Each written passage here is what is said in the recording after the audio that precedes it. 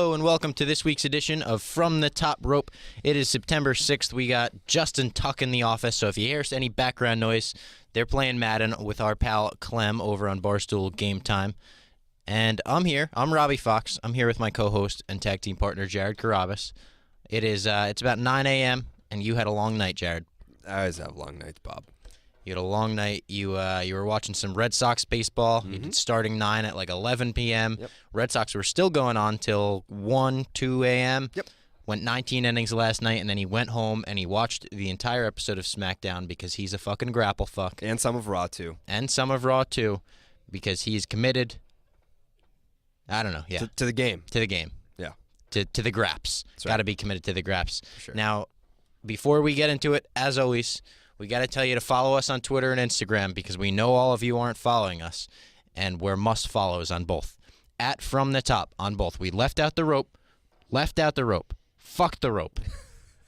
At From the Top on Twitter. At From the Top on Instagram. You have to follow both. If you don't, I will find you, and I will beat the shit out of you. That is a threat. Now, you also have to subscribe on iTunes, promise. Leave us a 5-star rating, and a review. We need both of those things. Stitcher, Spotify, whatever the fuck else we're on. Every week, we come back and we're like, yeah, we don't know if we're on that. We could check. It would take us 2 minutes, but we're not doing that. Let's talk about news. Great news to start off the show. Yeah. Ric Flair is doing very well. Alive and well, motherfucker, as he says. Yeah, Those yeah. are in his own words. He said he's not dead yet, which maybe he'll never be dead at this pace. Yeah. Ric Flair is just going to recover from everything. He released a Twitter video. We could play it now. Hey, to all my fans out there, let it be known worldwide that Nature Boy, woo, is back up and running. Looking as old as I can look. I want to tell all my fans out there, thank you for all the love, support, and I will see you in the very, very, very, very, very, very near future. So there you have it. He's alive. fucking not dead. You could buy his shirt. I'm not dead yet, motherfuckers. It's a great shirt. We're just happy the Nature Boy is alive and kicking. Didn't you say that there was like a 20% chance of survival for what he was dealing with in the hospital? Yes. The article said it was a 20% chance of survival, and he kicked out at 2. He kicked out at 2, and yeah, the Nature Boy. He's Great false finish. Yeah. I bought in. I know. There was a point there where I was like, this is bad news, especially when Charlotte had posted that picture of Rick and her brother. And it was black and white. Yeah. There's no caption. It was like, I was like, no. it feels like it's either already happened or it's about to. So, yeah, that is quite the false finish there. Great false finish from Rick. More great news. JBL has stepped down as commentator from SmackDown Live. Yeah, you and I disagree on this. I'm a JBL guy. I understand that he's a bully and he's probably... No, I don't give a shit about any of that. I mean, Why like don't you like he's a him, scummy then? person. I think he's one of the worst commentators in the history of the business. I think he's funny. He makes me laugh. Oh, he is. Like, He is so bad. Moggle. Look at this, Moggle. That's Like, the funny part. No, like when not he's funny. with Michael Cole, he's That's funny. like Larry the Cable Guy level funny. Like, it's just not. It does not connect. Corey Graves is 10 times the commentator that JBL is, although I don't love Corey Graves filling Raw and SmackDown roles. I loved the brand split back in the day, the aspect of like, fuck SmackDown. Raw was always like, fuck SmackDown, and SmackDown was like, fuck Raw. Now Corey Graves is just on both, like, the brand split doesn't mean much anymore. Don't you think that he'll eventually transition to just one full time? I don't know. think Who they would, might who would just fill be the like- role? I'd be okay with it if it was like Nigel McGuinness. I think Tom Phillips. Like, SmackDown should be Tom Phillips and Corey Graves. And Raw should be like Michael Cole and, I don't know, someone. Byron. No, definitely not. You're not a Byron Saxton guy? He's fine. He's just there. You can't, like, Byron is the third voice. Like, you can't have. Someone asked Mauro Ranallo if he's going to come back to either SmackDown or maybe do Raw, and he said, nope. Yeah, He didn't even say, like, maybe. He was like, nope. he's always, he'll never give a straight answer on Twitter, so him giving a straight answer is like some for real tension, probably with Vince if he doesn't want to do main roster stuff. Yeah, especially now that JBL's out. Well, maybe it's because, I don't know, they kind of had JBL's back over his in a situation where JBL was in the wrong. Yeah. Like, Yeah, I I would suppose be so. bitter over that, I guess. Although, the more that comes out, so JBL was definitely in the wrong for this situation. The more that comes out, like, I don't think Maru dealt with it in a great way, and I think there was more than any of us saw going on behind the scenes. Yeah, I know that you guys are boys, but it's definitely a bad look to just take your ball and go home in this business. But as I'm wearing this shirt right now, the most notorious take your ball and go home incident in the business would be Austin not wanting to put Lesnar over. On Raw. It didn't make business sense to do it on Raw. He wanted to do it at a pay-per-view. That kind of diminishes it to just say he didn't want to put him over. He said he would put him over at a pay-per-view, which I kind of back Austin on that. Like, why the fuck would they do that on Raw? Yeah. More great news. Sami Zayn has opened his mobile clinic in Syria. I don't know much about this, but to learn more, you go to SamiForSyria.com. I just had to mention it on the podcast. It's really cool that he's able to do this, and I like seeing people do good things in the world, Jared. I know you do. You're a big good things person. Big good things guy. Yeah. And then finally, our last topic of news is not good news. It's not. It is dreadful news. Vince McMahon has canceled Christmas. He is making... Excuse me? Raw will be live on Christmas this year and New Year's Day. I like that. He is making the entire roster that is on the road for 300 days a year come to work on Christmas, so they cannot see their families for Christmas. Nope, throw that out. You'll be in fucking St. Louis. See, Bob, I don't have an issue with this because that's what they signed up for, and it's the same thing with like the guys in the NBA. Like the NBA has games on Christmas, but they get paid. They're very well compensated. Obviously, I don't know NBA if that is what they salaries, signed up for. There's never been a live show in the history of WWE on Christmas. they've done Christmas Eve shows. Yeah, but they're not live. They always pre-tape them. The Christmas Eve show? Yes. No. Yes, they pre-tape them the week before. They do a double up on Raw or a double up on SmackDown, and they pre-tape them so everyone can go home and see their families. You barely see your family at all if you're a WWE superstar. The least you could fucking do is Christmas. The least you can do. I guess. Yeah, but this is bullshit. I was outraged when I read this news. I'm not outraged. I think that that's just what they sign up for. And I'm sure that there's some of they signed up because for, it deviates. If it were the norm, then no one would really have an issue with it and say we need to change this. It's because it's deviating from the norm where you would get your Bob Fox outrage. I mean, it really shows you what Vince McMahon thinks of family, right? You don't need to see those guys. Makes more sense to throw up a fucking 1.2 rating on Christmas on the USA Network. You don't think that the ratings will do well? The ratings will legitimately not be affected by making this show live. The pre-tape tribute to the troops or live, whatever you want to do, the ratings will be horrendous. Everyone is with their family on Christmas. I mean, I'll be watching the show live I do. Of course you will. Like a fucking mark, but cancel this show. Go back. I think it's a bad take. Give Bob. everyone refunds. No, I think you have a bad take. It's part of the game. You think I have a bad take? Yes. I disagree. Okay. I like my take. I like my take. It's not even a take. It's just facts. I just speak truth. I mean, if I were, who wouldn't want to have Christmas off to go be with their families? But you also have to understand that it's a unique job with sometimes, or most often, unique demands that come along with, that's part of the gig. You know what I would do if I was a wrestler and Vince comes up to me, he's like, "Hey, pal, you hear the good news? We're working Christmas this year." I would say, Vince, I've been waiting for this since February 6th. Football season is here, and there's no better way to get closer to the game that you love than with DraftKings 1-week fantasy football. And to celebrate, DraftKings is hosting a $100,000 contest this Sunday that is totally free to enter. And if you draft the perfect lineup, you can win $1 billion. And I would say, Vince, I'm going to win that $1 billion, and I'm going to shove it up your ass, and I'm not going to work Christmas. And with DraftKings, there are many ways to play. Choose between public contests with big cash prizes or private contests where you can compete against a group of your friends. DraftKings also has beginner and casual contests where you'll play against people of a similar skill level. The best part is you can draft a new team each week without any commitment. So go to DraftKings.com now and use promo code ROPE, ROPE, to play in DraftKings' free contest with $100,000 in total prizes this Sunday. And if you draft the perfect lineup, you can win $1 billion with a B. That's promo code ROPE, ROPE, to play for your shot to win $1 billion this Sunday. The contest is totally free to enter. Why wouldn't you try? DraftKings, the game inside the game. Eligibility restrictions may apply. See DraftKings.com for details. Something I want to get into before we talk about Raw and SmackDown that I don't think you've had time to watch, understandably so. You're a busy man with starting 10, Section 9, is the Mae Young Classic. Yep. I did a big catch-up. I was slacking. I wasn't watching it, making a lot of my friends that are in the Mae Young Classic upset with me. Humble brag. I have gone back, and I have watched a lot of the Mae Young Classic, and I got to say, this is really fucking good stuff.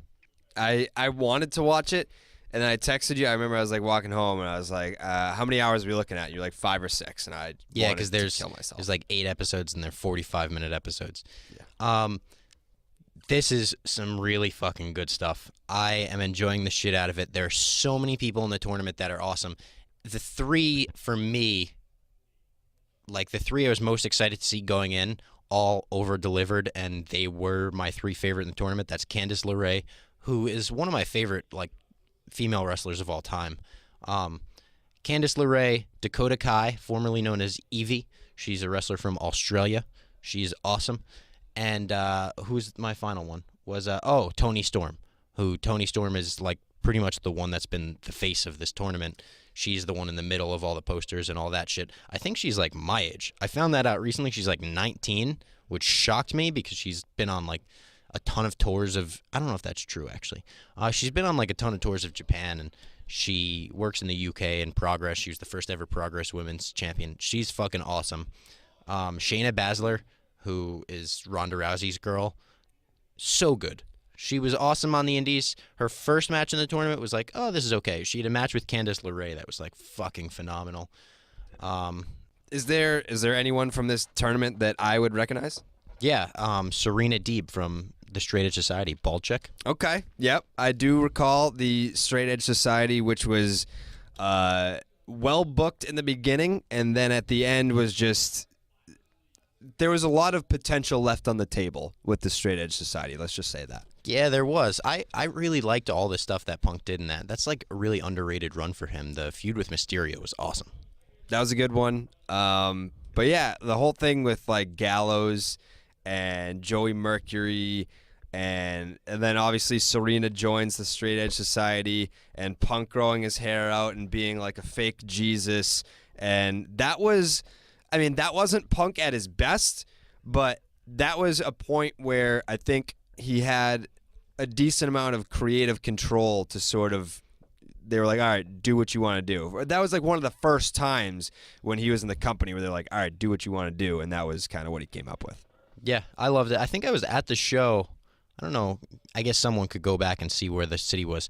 Pretty sure I was at the show where he sang Happy Birthday to Rey Mysterio's kid. No. That was a good one. And then on Raw, it opened up this week with Jason Jorgel versus John Cena. And I knew going into Raw exactly what this match would be. Yep. I knew exactly what John Cena would say about the kid after the match. I liked it, though. And I loved it. Yeah, it works. I thought this match was so good. The storytelling in it was so simple in the, like, John Cena's that veteran, and Jason Jordan's the upcoming rookie wrestler, and he's going to try to out-wrestle Cena, and it's going to piss him off a little bit. Cena's going to kind of bring the brawl out, and then Cena's going to go over in the end. Yeah. And then they make the comparison to Cena coming up and challenging I fucking hated that, actually. Kurt Angle. Why not? I hated that. Well, it makes sense because of the Kurt Angle dad angle. If they didn't do that first, then it would be a little bit of a stretch.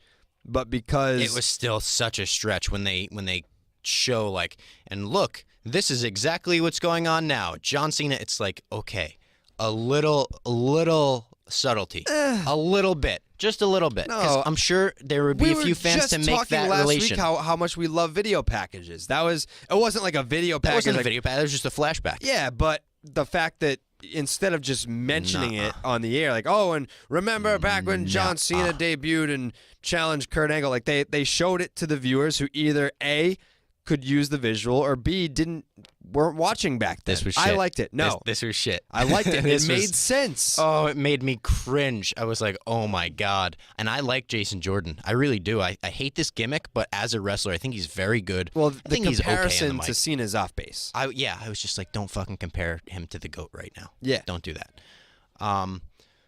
But awesome match. Cena got the best out of Jordan, as we pretty much all expected he would. Put him down with one attitude adjustment, right?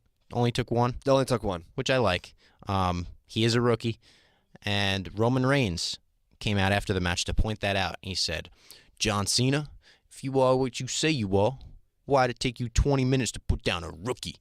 Well, it took Cena like 12, 13 minutes. Match was definitely not 20 minutes.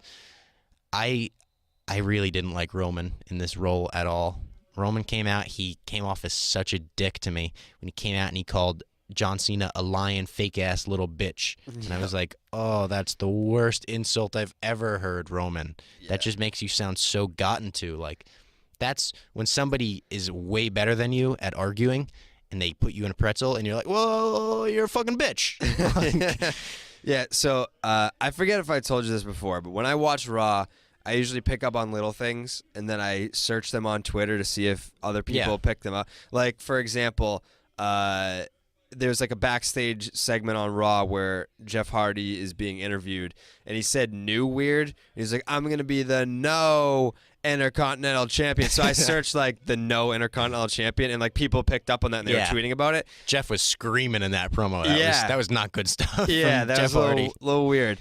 But then like Cena made a comment and then about like balls, or like his like zipper, and then Roman said, yeah, you would be looking at my balls or something like that. So I was like, oh, Roman, why did you say that? I know, that was so horrible. So then like his line right before it was so good. I know. When Cena he said something like, your zipper's untied, and he's like, my big dog broke it. It's like, oh, you're talking about your dick. That's pretty good, Roman. That was quick on your feet. Yeah. And then he's like, and you would be looking down there. And I was like, God damn it, Roman, you ruined it. You ruined it. Yeah, like you can't be a baby face that's making like homophobic comments. It's just it's not the Attitude Era anymore. Right. Yeah, times have changed. It's 2017 now. You can't be saying stuff like that. But I will say that comment aside, that like obviously doesn't fit his character whatsoever, he's gotten better and I think more comfortable in, without a doubt. Yes, like promo. And I kind of saw that from, the past few months, but even just week to week, he was very rattled his first promo against John Cena. I don't know like if he just hyped himself up, but like was like, oh, this is like my fucking big feud with John Cena. Obviously he's had big feuds and like he retired The Undertaker. Yeah. That wasn't a big feud though. No, it wasn't. But you can tell that they're taking their time with this build, and it's probably going to be a multi-match series, but from that first promo that he cut on Cena to this past Monday, there's been drastic improvement, and I think he's more confident in his delivery. There's improvement, and you also got to remember it's not easy to stand toe-to-toe with Cena on the mic. Especially because he's so fucking good. Yeah. He's so confident. It's just it's almost impossible. Like it's like 8 Mile. It's like you just go up against Papa Doc and you're just gonna choke. Like you can be as good as B Rabbit, but if you go up against Papa Doc, like that's the GOAT right there. I love the rare movie reference from Jared Carrabis, noted movie expert. Yeah. The Miz defeated Jeff Hardy to retain his Intercontinental Championship. Another great match on Raw. Yep. There was a tag team match in between this. I think Rollins and Ambrose had a match. Was that it? I thought that was after. No, yeah, it was after. So that was Heath Slater and Rhino, whatever. This match was great, though, for the IC title. It was pretty much as good as I thought it would be. I had really high hopes for this, and it delivered. I loved like Matt Hardy and the Miz Taraj on the outside getting thrown out, and then all the shit with Maurice. Like Maurice conveniently allowed to stay. Like, where's the integrity? Yeah, I know. She was allowed to stay. That was bullshit. But I liked her signaling by like grabbing Miz's hand like now. It was such an odd delivery on the broadcast to describe what she did. Like, if you go back and watch it, when she goes and like grabs the Miz's hand to like signal that Jeff Hardy is coming off the top rope, the broadcast is like, and Maurice just, she did something to let the Miz know, and she definitely did something there. I mean, she grabbed his hand and was like, now. I liked that, though. You don't see that a lot from managers, like, in the way that she did that. And yeah, it was like I feel like Miz and Maurice are, stealing signs. Nice. Red Sox, dirty, stinking fucking cheaters. I think Miz and Maurice are very good at coming up with new ways to get the manager involved, and that's something they don't really get enough credit for. They did, what'd they do, like Hairspray in the Ziggler feud? Yeah. I can't wait to talk about Ziggler, by the way. We'll talk about Ziggler. I can't wait. Enzo Amore is now a full-fledged cruiserweight. The cruiserweight division all fucking hates him. They're like, we're like real wrestlers, and you're coming out here, you're cheating in matches, you're cutting these weird promos that we don't want to be involved in, like Cedric Alexander and Grand Metalik were clearly not excited to be his tag team partner. I have a counter to this. You make your point first, but I have a counter to that. I don't hate it. What? His promos? Like Enzo and the way he is in the cruiserweight division right now, how he's just a total cock, and everyone's like, this guy's an asshole, and he's like, if you ain't cheating, you ain't trying. Right. Like, Red Sox, shout out them. Yankees too. He's putting his feet on the ropes for matches. He's still not a good wrestler. That's still an issue, to be in that division and just not be good. But he won a match on 205 Live, the Fatal 5-Way, and he will now face Neville for the Cruiserweight Championship at No Mercy. I think Neville is good enough to make him look good. And I almost tweeted this week. We talk about how great Neville is on this show all the time.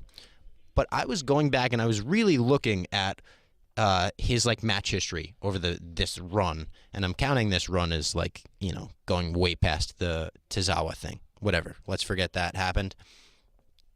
This is an unbelievably amazing run in like pro wrestling that is going mostly overlooked. Neville is probably a top 10 wrestler in the world right now, putting him up there with everyone. Kenny Omega, Kazuchika Okada, fucking anyone. This guy is like godly in the ring. You think that highly of him? Yeah. Do you think? I mean, obviously, being in the division and being separated from the rest of the company essentially has hurt him, but also the lack of star power that he competes with. Yes, and I actually saw a Big Show interview about this, or maybe Big Show or Mark Henry is one of the big guys, and they were talking about that, and they were praising WWE for putting Enzo in the division, and they were like, it's adding life to the cruiserweights, which, to be fair, it is. I don't love it. I don't hate it. The crowd's getting invested because Enzo's there, and they were like, one day you're gonna have to make Enzo look good I think it was Big Show. He said, one day you're gonna have to make Enzo look good in the ring to Neville, and you're just gonna have to accept that he's not good, and you're gonna have to make him look good because that's your job. And wait, is this a hypothetical, or you actually said this? No, he said this. Like a work or a shoot? Like a shoot. Interesting. Yeah.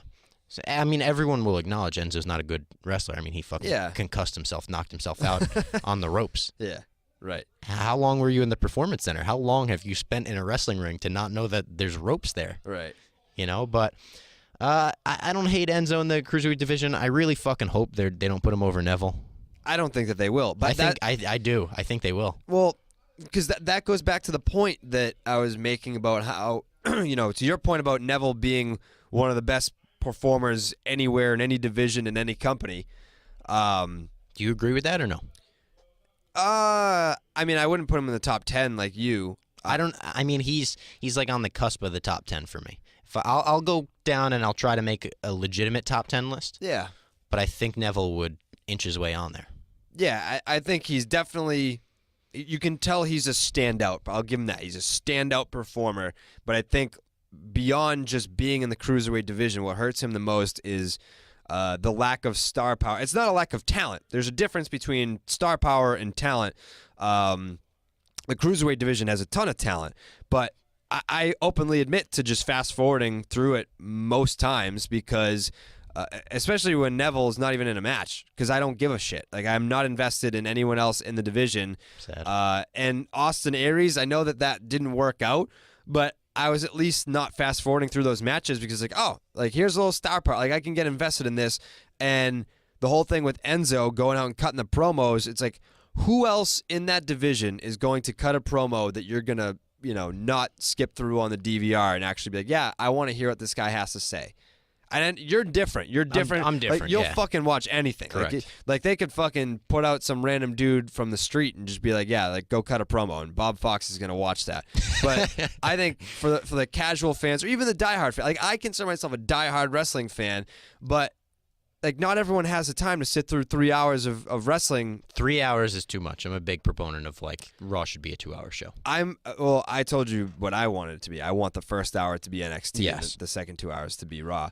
But I think, if people don't have the time to sit through the 3 hours, especially obviously the commercials, but I'm talking even just the product, I will watch an Enzo promo 10 times out of 10, even if he's kind of been at like that dry run with Cass. I still watched every promo because you just don't know what he's going to say. Enzo's still dead, by the way. I haven't undeaded him. He's at least... He's got some life from the crowd. Yeah. He's still a dead guy. Yeah. Let this play out. This is one of those things where I'm not going to roll my eyes at the let it play out crowd. Like when we were like halfway through the Enzo Big Cass split with Big Show being in the middle of it and the people were saying let it play out and we kind of knew that there was no way to save this feud. Yeah. I wasn't willing to let it play out. This Enzo in the Cruiserweight division, which I was down on before it even happened because we could kind of smell that coming. Yep. I'll let this play out. If he saves the division, I'll undead him. I just think it's too soon. Like, you need to build him up. Like, I think what they need to do is, like, he got squashed by Big Cass. He needs to get squashed by Neville, too. Like, he needs to be like, wow, I'm in a division with guys that are actually my size, and I'm still not good enough. Like, I need to, like, take this more seriously. Yeah. That might put him 12 feet under, though. The main event of Raw. Oh, Jared, what have we done to deserve this beautiful monster that is Braun Strowman? Yep. This guy, it was Braun Strowman versus the Big Show, the third match between these two. Alumni. From the Top Rope alumni, Big Show, although he doesn't have a beard anymore, and I don't like him as much anymore. Looks weird.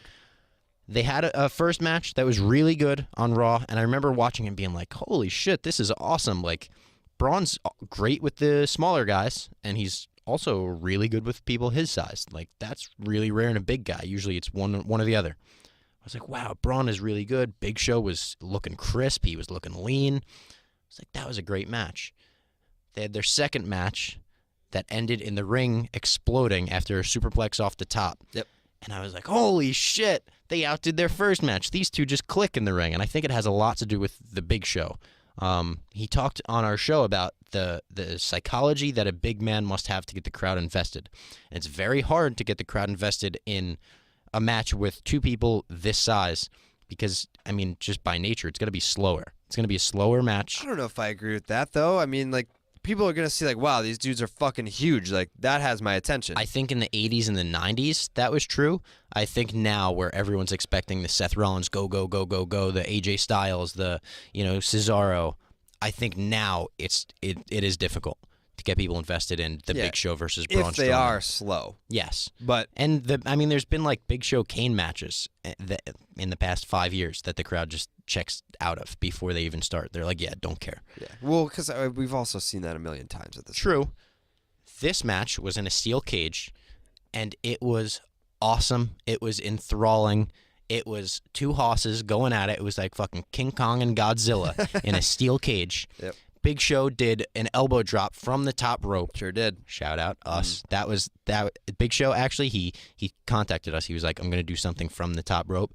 That's because I love your podcast so much. That's what he said. Yeah. That's what he said to us. Yeah. Paul White, my friend Paul. Yep. And then it ended with Braun hitting like 2 or 3 running power slams, his finisher. Does that finisher have a name? I don't think it does. They literally just call it the running power slam. I know. Which is fucking lame. Like It needs a name. The name, the fact that it doesn't have a name is lame, and the fact that that's his finisher is lame. Like there's I like his finisher. No, his finisher rules. No, it doesn't. Yeah, it does. No, it doesn't. It's it's plain, but Braun is plain.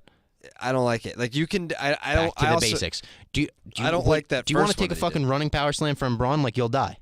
I would be fine if Braun did that to me. I would take that bump just to say I did. Yeah, But like, don't you think that like obviously this is their monster that they're building that's just gonna Monster among men. Yeah, he's just gonna run through the whole company. Don't you think he needs a finisher where it's like when he's setting the guy up, it's like oh like that? Like I don't get that from a running power slam. No, Like because those finishers like are a like choke slam or like a tombstone. You throw the guy in the shoulder, and then it's or you can like reverse it. I mean, it's just it's not exciting. I love that Braun is just so fucking big that he throws the Big Show up on his shoulder like it's nothing, runs across the 20-by-20 canvas with him, and then just slams him into the ground. So he beats Such the a Big Show. basic move, though. He beats the Big Show, and then after the match, he picks the Big Show up again. He says, "I'm not finished with you." He picks the Big Show up, and he running power slams him through the steel cage. Before that, he cut a promo on Brock. Oh yeah, he did. He was like, Brock, look what I did to the Big Show, right? Yeah. What do you think I'm gonna do to you? What do you think I'm gonna do to you? Which I love. I hope he fucking kills Brock. I hope he takes Brock Lesnar's head and just rips it off the body and holds it, and he's like, Braun! I mean, that would be a way better finisher than a running power slam if he just Ripping his head off? ripped people's heads off. I agree with that, actually. Held them up. He running power slams the Big Show through the steel cage. Something that I feel like everyone kind of saw coming, like someone's getting thrown through the cage tonight. Yeah. But when the match didn't end like that, it was kind of like, like that didn't happen. And then it did, and it was awesome. I would take that bump in an instant. That looked like a cushion landing on that fence. Yeah, it just bounced. Big Show just bounced. The reason they did this was because Big Show is going in for a hip surgery, apparently. So they need to write him off, and he was selling the hip after that. Shout out you, Big Show, for keeping kayfabe for all the hardcore fans. But loved this match. Really enjoyed Raw. Raw was good this week. It was a good Raw. I think there's one thing that I want to take away from this. It's that not that I didn't want this originally. I wanted this all along, but I was reminded how much I can't wait to see the Jeff Hardy singles run. I know. Return. You know what disappointed me? I forgot to mention. What? They didn't use his singles music. Oh yeah. I really liked that theme. Yeah. And I was thinking to myself, I was like, they're not gonna do it, but it would be really cool if he came out to that song. And then they didn't, and I was just like, all right.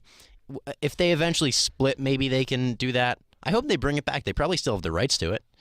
Probably. I think they have the rights to everything. They don't. CFO $, by the way, the people that have been making like Finn Balor's theme, Nakamura's Rumors theme. not true that they're leaving. I heard they're leaving. Yeah, not true. They addressed that and said it's not true. Okay, thank God. Yeah.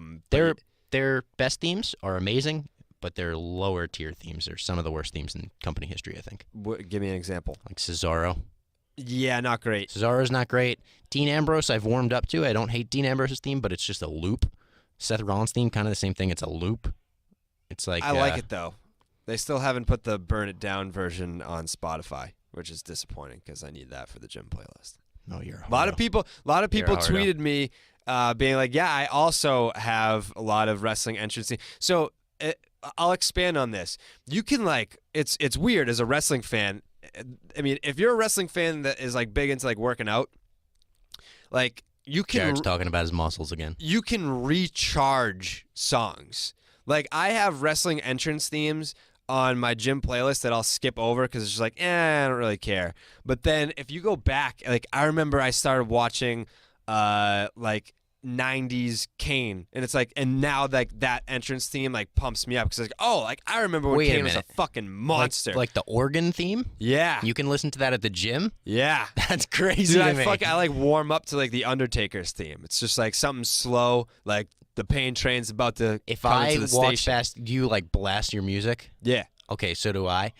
And people always complain. They're like, I could hear your music from outside your headphones. It's like, okay, get your own headphones then. Yeah, put your own. Why? Who the fuck is at the gym without headphones? Yeah, go fuck yourself. You shouldn't be able to hear. Same my thing shit. on the train. Like you're on a fucking public transit train. Yeah. I don't give a shit how loud my music is. Yeah, that's if it's too loud, you're too old. right. That's what I say. Wait, what's the best theme that they've done? CFO $? Yeah. Finn Balor's, in my opinion. But they also did Shinsuke's, and they also did Bobby Roode's. So it's like, those are probably the 1, 2, 3. Yeah. They did the Shield theme too. Did they, or was that Jim Johnson? I think it might have been Jim Johnson. Was it? Yeah, I think they probably did Roman's theme, Yes. which is basically the A Shield remix, theme. yeah. I said it sounded like you took the Shield theme and put it through like Donkey Kong 64. That's what Roman's theme sounds like to me. Yeah. But yeah, but that's why I said like I wanted to. Oh, but if I walk past you, this is what I was saying. Yeah. If I walk past you at the gym and you have Kane's theme blasting, I would be like, I need to get the fuck away from this psychopath. Yeah, like I have to go back and find it, but like there was something where I tweeted like years ago. Some dude came up to me at the gym and was like, "Are you fucking working out to the funeral march?" I was like, yes, I am. Who was the band that did Kane's theme while you weren't watching? Finger 11? Do you like that theme? I do. I love that theme. I have like all 3 versions of Kane's theme. I think the Kane Finger 11 theme is one of the more underrated themes ever. Yeah, it's called Slow Chemical. Yeah, it is. I used to have that on iTunes. It's a good for song. when I think it was also you queue up iTunes and press play and then do your action figure entrance down the ramp. Yep, did that too. Yep. And I used to have like a pellet stove in my basement. So, do you know what a pellet stove is? I do not. It's kind of like it's got like it's a big stove that you put the pellets in the top, and it's got like a fire, and then it's like there's like it blows the heat out. It's like heat your house. Great radio. But there's like a glass window with like the fire, like you can see the pellets burning. Okay. So I would put my ring there and like do the Kane entrance with all the fire. It's pretty sick. But yeah, I mean, obviously I wanted to talk about Jeff Hardy and his singles run because I can't wait for that. But I also wanted to talk to you guys about our friends at mybookie.ag, the #1 rated online sports action site for 3 straight years. I've been cashing out on the reg on the MLB action they offer every day, and you can also score big on the NFL preseason and the fight of the century coming up at the end of this month. Yeah, Canelo Alvarez versus Triple G. Huge boxing match. You know who's going to win, right? Oh, yeah. So put your money where your mouth is. Lay down some cash and win big today. Join thousands of online players just like me and start betting at MyBookie. Sign up, collect up to 100% bonus, and double your bankroll on the house. Just use the promo code TOPROPE to get started today. I would only recommend a service to my listeners that's been good to me. That's why I'm urging you to make your way to MyBookie. You win, they pay. You're wasting your time betting anywhere else. They have in-game live betting, the most rewarding player perks in the business, and all-new, best-in-class mobile website that makes wagering on the go a breeze. And unlike some other websites you might find, MyBookie offers fast, no-hassle payouts when you win. Join now, and MyBookie match you deposit up to 100% bonus. Use promo code TOPROPE to activate your offer. Visit mybookie.ag today or call 844-900-BETS. That's BETS. You play, you win, you get paid. Expert or rookie, you got to check out MyBookie. Sign up today. That was a nice rhyme at the end there. Shout out to you. You're a poet and you don't know it, but your toes show it. Oh, flipping the switch to SmackDown. You're a nerd. It opened up with Kevin Owens and Shane McMahon in the ring. This is a great promo. Oh, such a great promo. This is on its way to becoming my feud of the year, I think. And I love Kevin Owens versus Chris Jericho. That is my current feud of the year. But this is just so fucking good, and I know the potential for Kevin Owens versus an authority figure because in Ring of Honor, he had a feud with Jim Cornette. And there was some. How do you feel about Jim Cornette? I fucking hate Jim Cornette. I figured you would. I mean, if he's just maybe one of my top 5 least favorite people on earth. He is a racist, homophobic, sexist. He's openly said that he hates Muslims. He is one of the worst people. If you associate yourself with Jim Cornette like Impact did this year, you can go fuck yourself. He is. I mean. Listen, viewer discretion is advised for the word I'm about to use here. Jim Cornette is a cunt. I knew you were going to use that word, too. That's tag team chemistry right there. So I fucking hate the guy. But this segment was phenomenal. So we had Kevin Owens and Shane McMahon come out. We'll roll the clip. I'm going to shut this down, nip it right in the bud. You are not going to do what you did last week and come out here and make yourself a referee. See, Kevin... At every turn, I've been extremely patient, but you've been defiant. You have been so defiant to me. And Kevin, one thing that we have to get very clear, you need to stop blaming me for your losses. Let's go back to SummerSlam. You blame me for your loss at SummerSlam when I told you, you and AJ, if you put your hands on me, well, things can happen. But once again, the conclusion of that match, you blame me for your loss. Let's go back 2 weeks ago right here on SmackDown Live. Once again, you had another opportunity at the United States Championship where you yourself got to pick your own referee. You picked Baron Corbin. He came down and he didn't even finish. He left. He left the entire match. He walked away. But once again, Kevin, you blame me for your losses. Kevin, I don't know what else to do for you. I know that you never wanted me on SmackDown Live, and guess what? That's the one thing I can agree with you on, because I don't want to be on SmackDown Live either. If it was up to me, I would still be on Raw. Well, we definitely agree on that. And I wonder why that is, Kevin. Oh, let me go back and go down memory lane. Is that because Triple H single-handedly gave you the Universal Championship? See, that's not how it works here on SmackDown Live. You have to earn your championships. Matter of fact, all talent have to earn their success here, Kevin. And by the way, when you look at me, don't blame me why you're not successful. Blame yourself. So you're telling me that the reason I'm not United States champion right now has nothing to do with you? Nothing to do with you. Of course, it has to do with you. Everything here has something to do with Shane McMahon, because you make sure that's how it is. Yeah. Why do you need to do all these things to get the spotlight? Is it because your daddy didn't give you enough attention when you were a kid? Is that what it is? Is that why you're willing to do anything to be the center of attention? You're willing to parade your kids around here and make them dance during your entrance? Huh? Is that? Do not mention my kids again.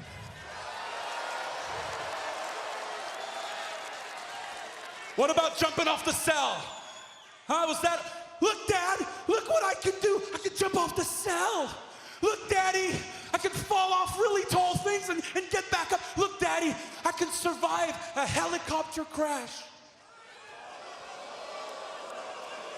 I'm gonna be real honest with you right now.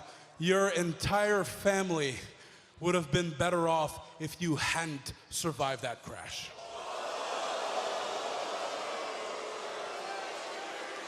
Everyone, your dad, your wife, and especially your kids. Oh, it's Shane McMahon! Shane McMahon on Kevin Owens! So what you heard at the end there is Shane McMahon attacking Kevin Owens for bringing up his kids again, and pretty much saying that they would have been better off if Shane died in that helicopter crash. Yeah, so I love the real-life promos. Sometimes they're not done as well. Like, what was that? The Charlotte one. Who was the one that said something about Reed? Oh yeah, it was Charlotte and Paige. That was horrendous. Yeah, that was very bad. Everyone was just like, "That's gross." Yeah, that's not great. That was an example of a promo with real life content being over the line, or just not good. Even the Nikki Brie, "I wish you died in the womb." I was like, all right. Yeah, that was that was just like weird. Yeah. Yeah, that wasn't weird. Like the Charlotte one was just kind of cringeworthy. It was like, yeah. But this one, I like. You kind of get taken aback a little bit. Like, oh shit, he really went there. Then the crowd was very much like, oh. But you love it. Yeah. Like that's a good one because it's Shane, and it's like, no one actually died here. Like, Shane almost died, and he's fine. Like, he's not like, it's not like he has to fucking spend the rest of his life in a wheelchair. Like, he's fine. Like, he's already fucking, he's Gucci. He was working like the next week. Yeah. So, yeah, I like this aspect of, making it personal. Like, that's how you really get fans invested into a feud that doesn't really come out. Like, I mean, this has been like a slow burn type build to very slow to get to a head, which we here. don't see a lot anymore. Right. It's usually just like, I mean, look at Reigns and Cena. It's like they're just like, hot shot it, next pay-per-view, go. Well, it's because Shane is not an in-ring performer, so Yeah. you have the luxury of Shane's not going to be feuding with someone else because he's not a wrestler. Mm-hmm. So you can have the slow burn with Kevin Owens over a long period of time, and Kevin Owens is obviously going to have his feuds or whatever, but you can sense something building between him and Shane. And this promo brought it out, and it was fucking awesome. Like, I loved how it. about it opening up with Carmella and James Ellsworth in the ring? Yeah, and I'm your special guest and referee. Kevin Owens comes out. He's like, I got great news for you. I'm your special guest referee. And it's just Kevin Owens being as petty as he can possibly be. It's almost like they're trying. All right, this maybe a little bit of a reach here for this comparison, but it's almost like they're trying to redo the Austin McMahon angle with Owens and Shane. I feel like they've been trying to redo that angle since it happened, pretty much. With everyone, with Bryan and Triple H. Yeah. That worked though. That completely worked. But I just mean the bad authority figure. It's but tough Shane's though. not a bad. Shane's a good authority it's figure. the So I opposite. wouldn't say they're trying to redo that It's more of here. an anti-establishment thing. Kind of, but like the establishment in kayfabe has really done nothing wrong. I guess It's more Kevin Owens it's just more being a dick. wanting power. It's like, I run this. And I place. loved Shane's line when Kevin Owens said, I'd rather be on Raw. And Shane's like, why? Because you got the title handed to you there? Like, yeah, we're not doing that over here. It was such a good, like, when a kid's like, I want to be back at home. And they're like, why? Because your mom gives you fucking ice cream all the time? Like, yeah, you're going to eat healthy here. right. Kevin Owens, by the way, looking like he is eating healthy. Yeah. Yeah, just fucking awesome segment. And I have a question for you now. Mhm. I mean, obviously it looks like Hell in a Cell is a SmackDown pay-per-view. It looks like we're going to get Shane and Kevin Owens in the Hell in the Cell. Yep. I'm very nervous for my boy Kevin Owens because I think he's crazy enough to do a bait and switch, and everyone's expecting Shane to take this big bump. I think Kevin Owens is crazy enough to take a bump off the cell. Well, yeah, I mean, if he's the king of ladder matches, and there's obviously a lot of high spots in ladder matches and crazy bumps that he'll do on the outside, I would imagine that both of them are going to do one high spot. So I've been thinking about it a lot since last night, and I was like, oh, damn, I think I got it. What is it? We've seen They're gonna people start get from the thrown off the cell. Yeah. We've seen Dean Ambrose and Seth Rollins go off the side of the cell. We've seen Shane jump off the cell. What have we not seen in a while? Go through the cell. Go through the cell. I think Shane McMahon is going to get pop-up powerbombed through the Hell in the Cell. Ooh. And that will be like one of the all-time moments in Hell in a Cell history. Yeah, that's. I mean, and it can be done safely. Like Mick Foley. Yeah. I think he Pad was. the shit out of the ring. Have him go through the ring. Yep. This was, I believe, against Triple H. Yeah. And I don't know if he was Mick Foley or Cactus Jack, but it was one or the other. It definitely Cactus wasn't Jack. Mankind. Yeah. Yep. Yeah. That was. I think. What did he take? A back body drop? Yeah. Did he? I think it was a. I know he landed. Yeah, it was. It was a back body drop. Yeah. Okay. So that was. I mean, obviously you can see like he goes through the ring, but like kind of like goes up and down a couple of times. Like that they padded the shit out of it underneath. Yeah, dude, like I don't give a shit. But it doesn't matter. You can hit a good camera angle and like distract me from that. Yeah, it's that would be something else because I want to say that was the last time, right? Yeah, and I think Mick Foley's the only one to ever like Go do through that. it. And he did it twice. Right. Once not on purpose. Right. That would be fucking awesome. I think. By the way, going back to that Chris Jericho interview where he's talking about Shane punching him in the face for real. Yeah. I think our boy Kevin Owens got some stiff shots in this. You think so? I watched it back and I was like, oh, he got punched right in the face there. Yep. And then Shane almost fell on the outside. Makes me laugh. Yeah. Dolph Ziggler, man. Calm the fuck down. Dolph Ziggler. We got a little thing that says he's going to re-debut. And I was like, all right, yeah, I've been hearing about a gimmick change for a while. Didn't really get a gimmick change here. Ziggler came out. He's like, look at all you people. You don't know what I'm capable of in the ring. You just want a stupid gimmick. And then John Cena's music hits with Ziggler's Titantron still up. Comes out, he does John Cena's entrance. Comes out, he does Macho Man's entrance. He comes out, he does Naomi's entrance. And then he leaves. This was horrendous. It was really bad. But You didn't like it? no, I thought this was so bad. It, What? like, it was so like cringeworthy and all that. No. But it got heat. It was good. The crowd booed him for it.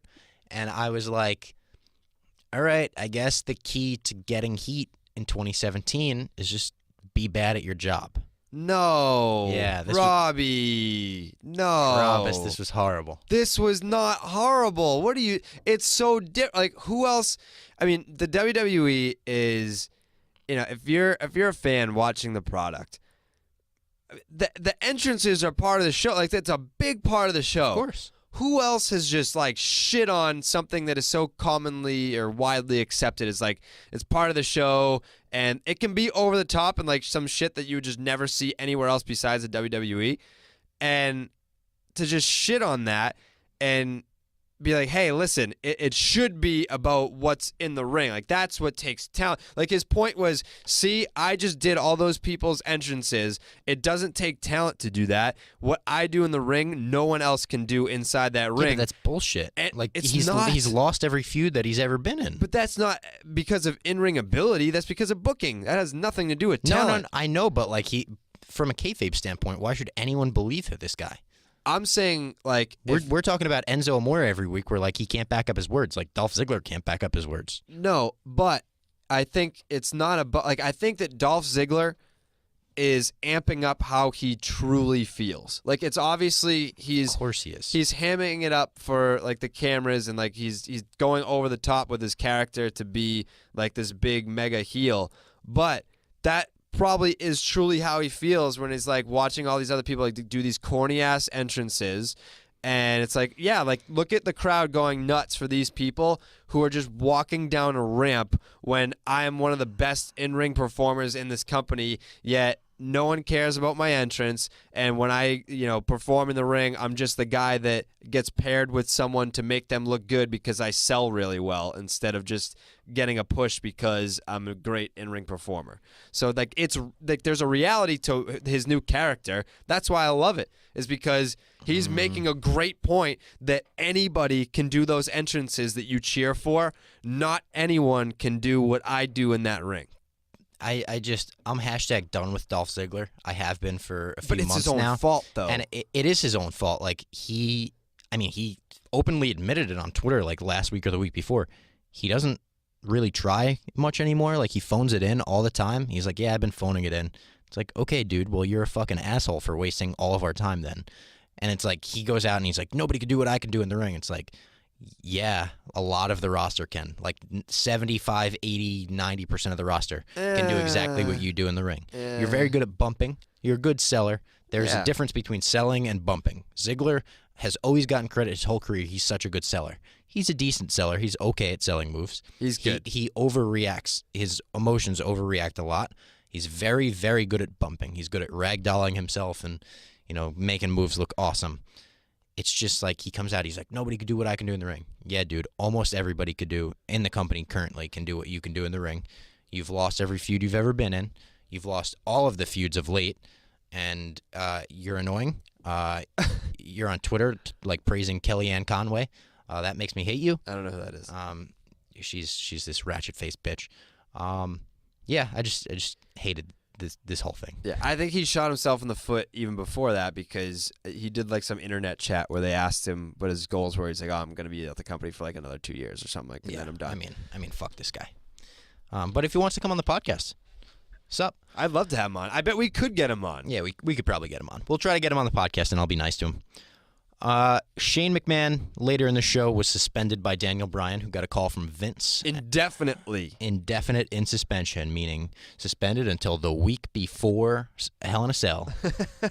Yeah, this was fine. I just had to mention it because it happened, but there's not much to talk about here. Well, I mean, there is, because Vince McMahon is going to be on SmackDown next week. True. They did say that. He's going to be on SmackDown next week, and I think... Which worries me a little bit, because Vince is known to go over his time during segments. Like, he doesn't give a shit because he's the boss. Yeah. And we got a lot of, like, good matches planned for SmackDown next week, so. Well, I mean, if Vince wants as much time as he wants, I'm going to be more than fine with that, because it's always entertaining. But, yeah, the indefinite suspension of Shane McMahon, I'm interested to see how they bring him back. What happens that it's like, all right, the suspension is lifted, because they're not just going to be like, all right, well, you've served your time, you can come back now. Like, there's got to be a way that he comes back. I wonder if it's like Shane pleads to come back, and he's like, please, give me a match with Kevin Owens at Hell in a Cell, and if I win, I can come back. Well, do you remember? And if I lose, I'll never step foot in a SmackDown ring again. Or so, I don't know. Something like that. But do you also remember the angle that Randy Orton did with Triple H where he showed up at his house? Yes. That would be pretty cool. You think Kevin Owens is showing up at Shane's house? That would be pretty cool. Beating the shit out of his little kids? Yeah. That would be I mean, that would be a great way to get some major heat on Kevin Owens going into Hell in a Cell That's pay-per-view. so goofy, though. I don't know if I want that in this feud, which is so grounded in reality, to do something so goofy like that. Well, how do you bring him back? How do you bring him back? Like with, I just said. like monster fanfare. I don't know. We'll see. We'll let it play out. Carmella and James Ellsworth kind of broke up, kind of got back together. Were they okay. And they had this backstage segment where Ellsworth is apologizing. I'm sorry. I'll do whatever you want, like this, that. Carmella says, from now on, we're going to do things my way. Plants a kiss on him. A big kiss. I mean, there was they no kissed tongue. for a long. Yeah, there was no tongue. It was like they basically pressed. they weren't their, making out. Their They lips were just together. face to face awkwardly. Yeah. But I mean, I can't expect Carmella to like kiss that fucking ugly face. Yeah. And then she smacks this guy, and it is a vicious whack, like Stephanie McMahon. Oh yeah. I thought he was gonna get knocked unconscious from this slap. This was like.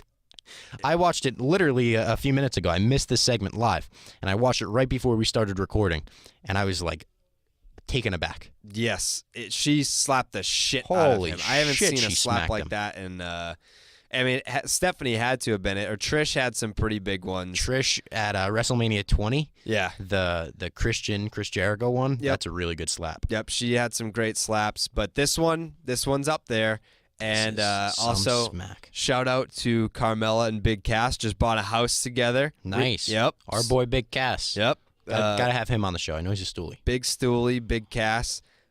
Just bought a house together, and he just got to, he had his ACL. Sir, it was ACL and MCL, or just ACL. I don't know. But it is 9 months. That's a pretty shitty injury. So also, speedy recovery to Big Cass. Of course. And the show is main evented by Shinsuke Nakamura versus Randy Orton. This fucking match was great. Really good. It was great. It's my favorite Randy Orton match in a long time. Right? Favorite Shinsuke match in a long time, too, I guess. All right, so that was going to be my hot take. I didn't know if you were going to agree with it or not. This was the best match that Nakamura has had in the company. Not in the obviously excluding NXT. Since he's been on the main roster, this is the best match that he's had, pay-per-views included. Yeah, I'm not going to argue with that. Thank you. I'll say yeah. I really liked his Cena match, though. I thought his Cena match was awesome. There was more emotion from him in this match against Randy there Orton. was. Yeah. There was urgency. The spot of the match was the armbar out of nowhere. Yes. Where Randy goes for the RKO Yep. and Shinsuke catches him in an armbar. Yep. So unique. So unique. It's so good. I mean, that has to be the first time Randy's ever been caught like that in an armbar. Right. The GIF is on our account at From the Top. So good. Great match, and Nakamura went over, so he will meet Jinder Mahal at Hell in a Cell. Have these guys worked together on house shows at all? Do you know? Because they were great for having never worked together on TV. Pretty sure they haven't, because Orton doesn't work house shows. Yeah, so Generally. I mean, that was a fucking great match for having never worked together. I mean, Yeah. they had to have, in some capacity, worked together before. Like, there's no way you can pull off a match like that having never worked together. No, I'm pretty sure they're two veterans of the business. I guess. I don't know. I mean, if they'd never worked together, then it makes it even more impressive. Yeah.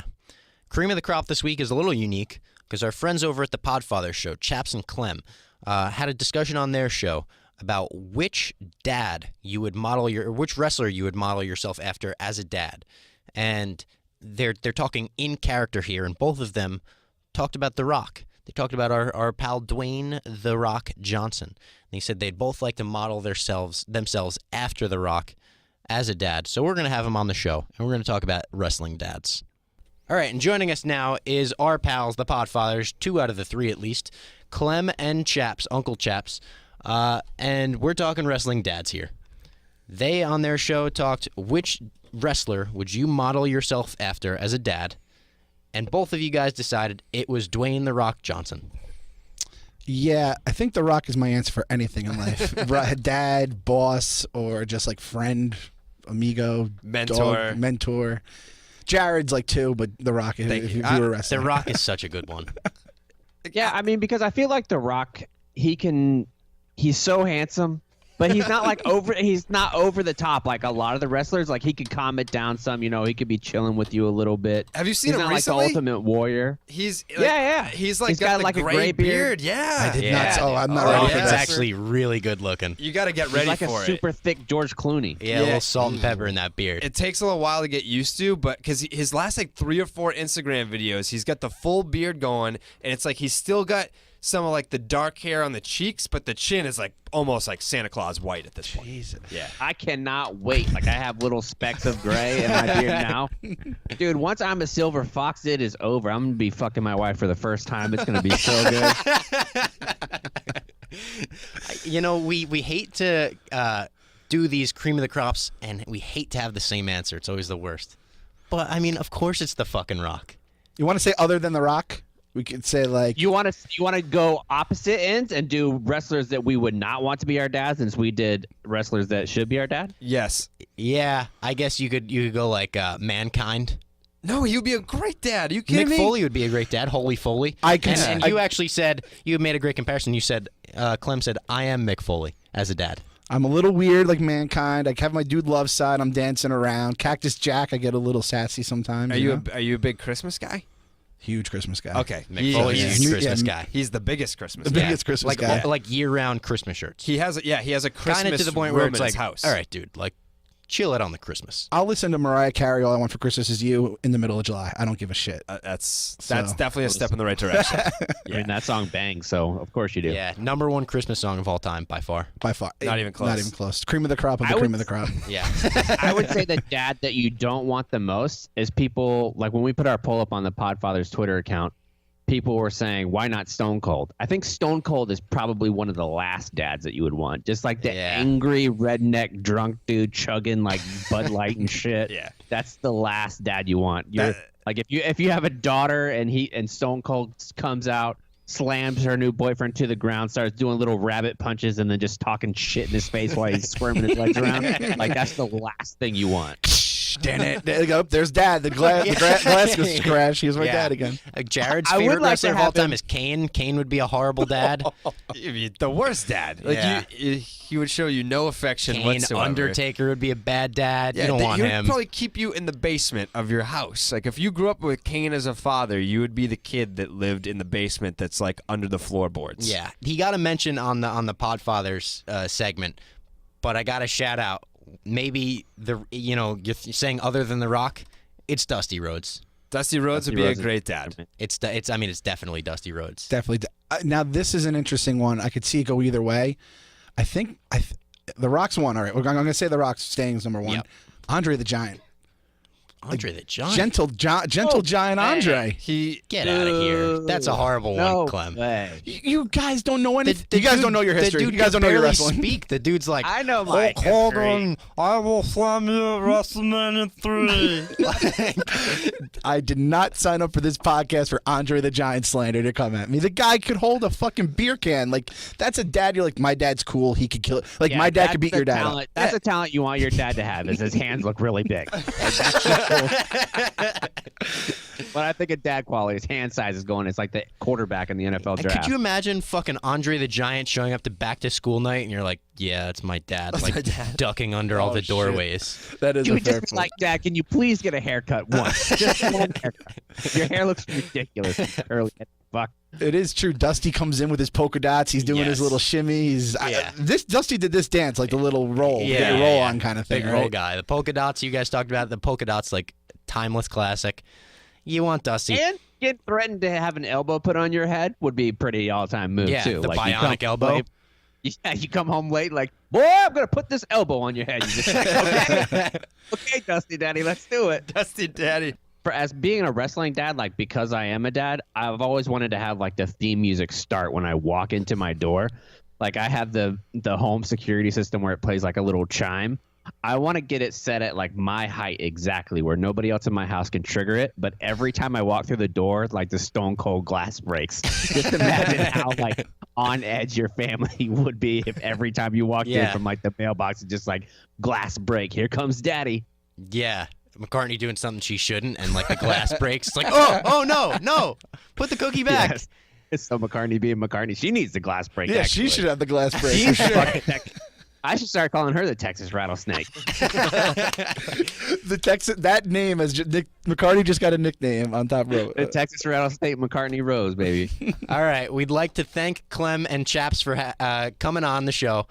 Check out Podfathers on iTunes, Spotify, probably all the same shit we're on. We don't know what we're on. Yeah, we have no idea. No idea. Chaps, we got to get you in for a WCW show, a special edition WCW. You've been telling me forever. You're like, dude, I'm a big WCW guy. Poor When people are you gonna have wrestling. me on the show? That's poor people I wrestling. almost, if we would have done a full taping today, I was going to paint my face like the correct Sting, not the dark Sting. I was going to have like Surfer the bright Sting? pink pants on. Yeah, Surfer Sting, dude.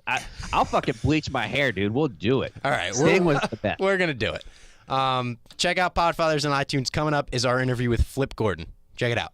And joining us now is a Ring of Honor rising superstar in the ranks and a co-star of Being the Elite, the Young Bucks YouTube series, Flip Gordon. Flip, how are you? Pretty good. How are you guys? We're great. Doing well. Doing all right. So, Flip, you have a very interesting path, and I guess you have a very interesting career because you are not only a pro wrestler, but you are enlisted in the Army and currently serving in the National Guard. That is correct. Yeah, see, that's very interesting to me. So let's go back, bringing it back.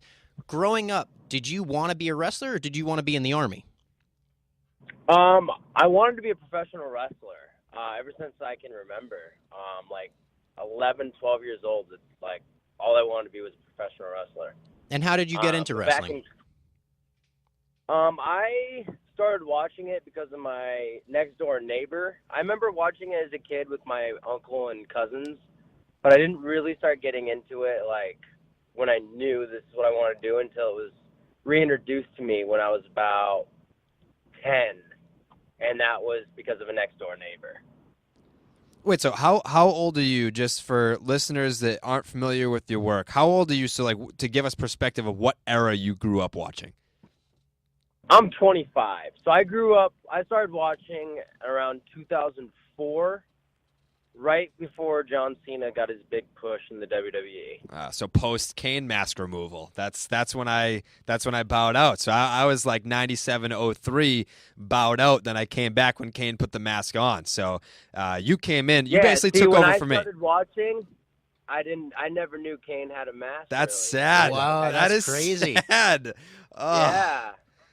That I get is so much crap nuts. for it because I'm a huge Cena fan because that's like the era I grew up in, and I get so much crap for it because everybody's like, "Oh, you missed the good era." It's true. We both of us are really big Cena guys, though, so we're with you there. So going back, like, to the Army versus wrestling stuff, when did you decide to enlist in the Army?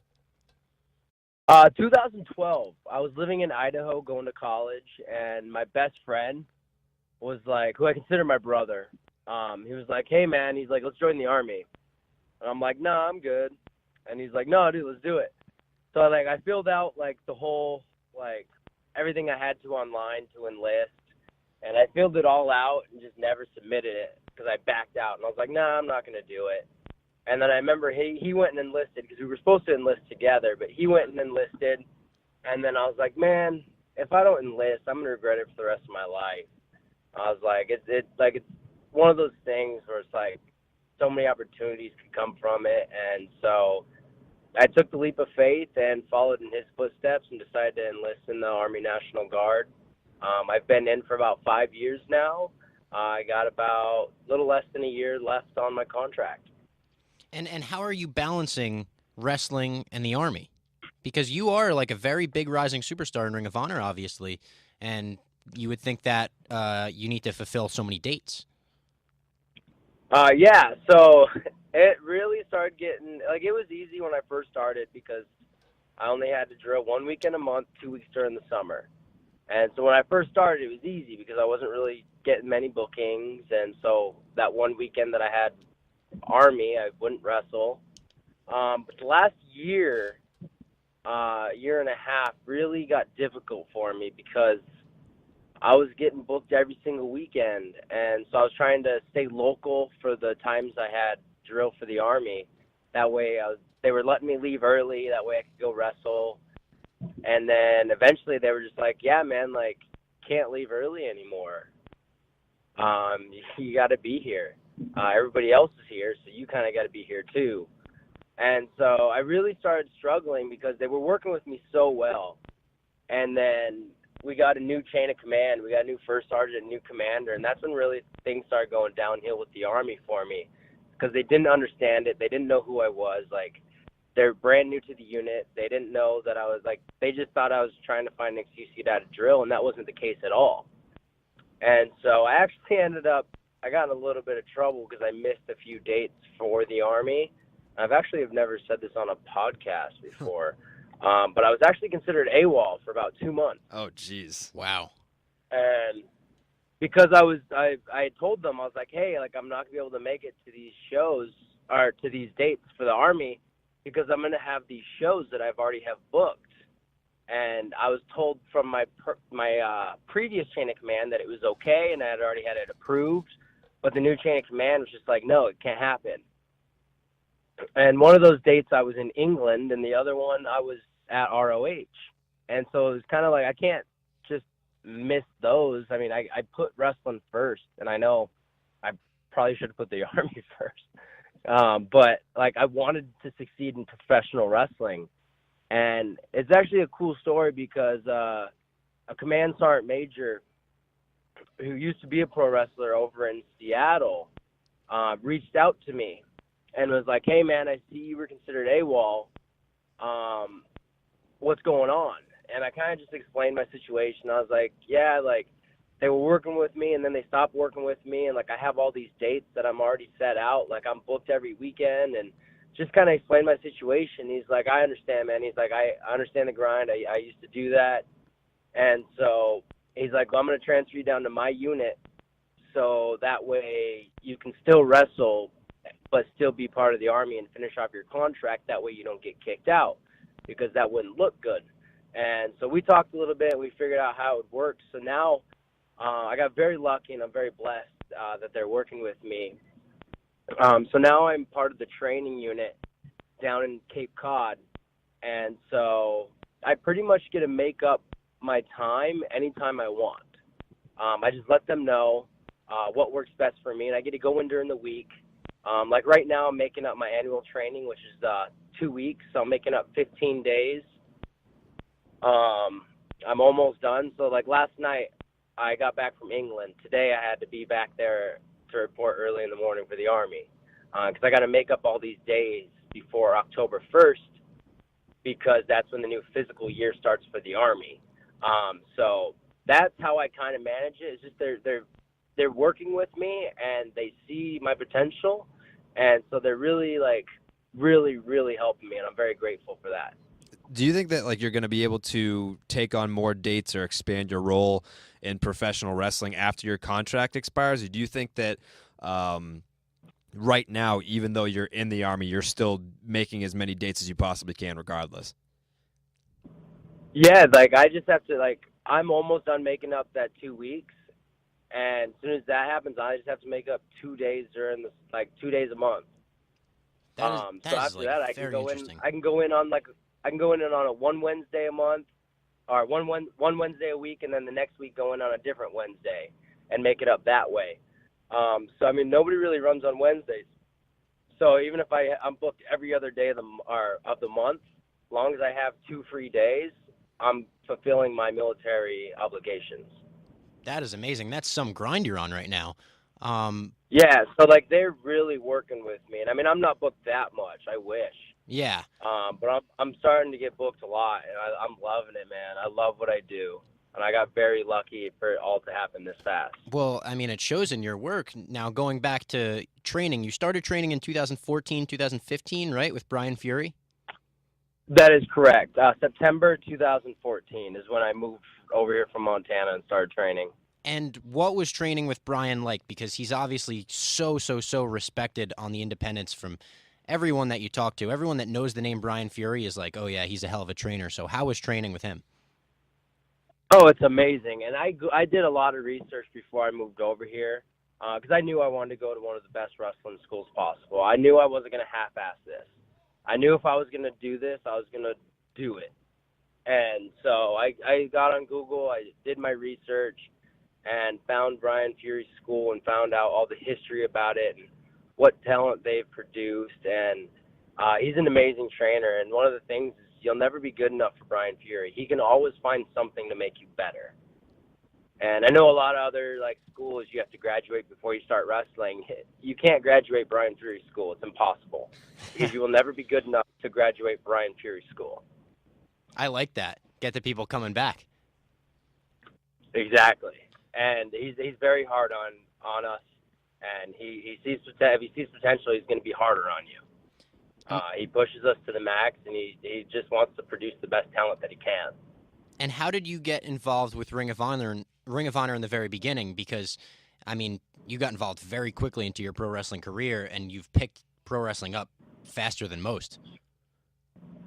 Well, I think I picked it up faster because of the background. I've been training for 2 years, or 3 years now, in professional wrestling, but I've been training practically my whole life, from amateur wrestling to MMA to gymnastics to breakdancing. Everything that I did in my life, all that stuff, I knew would help me in wrestling, and that's why I did it. Because living in Montana, we didn't have professional wrestling. We didn't have indies. We didn't, you know what I mean? So there was no way to train over there. And so I just looked at it as well, I love high flying. But what can I do to become a high flyer? And I loved amateur wrestling because I loved Kurt Angle, and I was like, oh, he's an amateur wrestler. I want to be an amateur wrestler, and all these things, And so I always looked at what can I do to help me. But for Ring of Honor, the way I got in with Ring of Honor was just like everybody else. You got to go to one of their camps. You got to get a tryout, and you got to go through that in order to get your foot in the door. And so after I did a tryout, they offered me a match down in Baltimore against Matt Sydal, and it was I couldn't ask for a better opponent, a better crowd, a better place to have it, because I had wrestled in Baltimore before, so the crowd was behind me. Matt Sydal definitely helped me to get my foot in the door, and after that, they just reached out to me and it was like, hey man, we're interested, and that's kind of how it came about. And you signed a 1-year deal with Ring of Honor then too, right? Yeah, that is correct. That's absolutely amazing to do that this early in your career.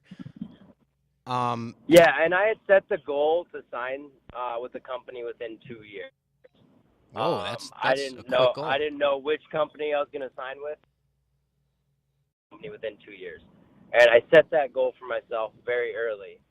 And I think it's because I saw Donovan Dijak, who recently just got signed by the big guys.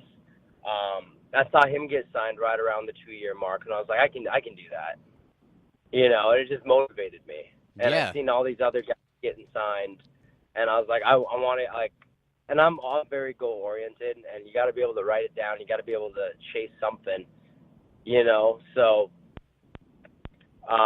that was my goal, and I knew if I worked hard and just didn't quit, I knew that it could be possible because I'd already seen other people do it.